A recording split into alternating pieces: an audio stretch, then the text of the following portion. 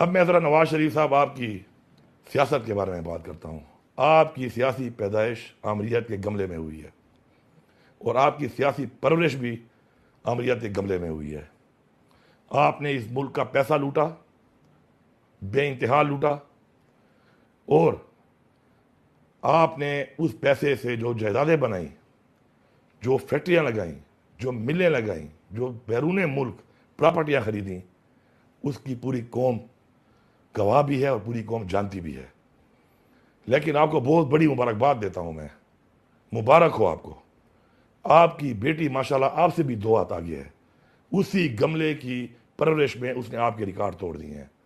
इसी तरह शहबाज शरीफ साहब, बूट पॉलिसी में चेरी ब्लॉसम आपका नाम रखा गया, लेकिन आपके लिए एक अफसोसनाक बात यह है कि आपकी भतीजी ने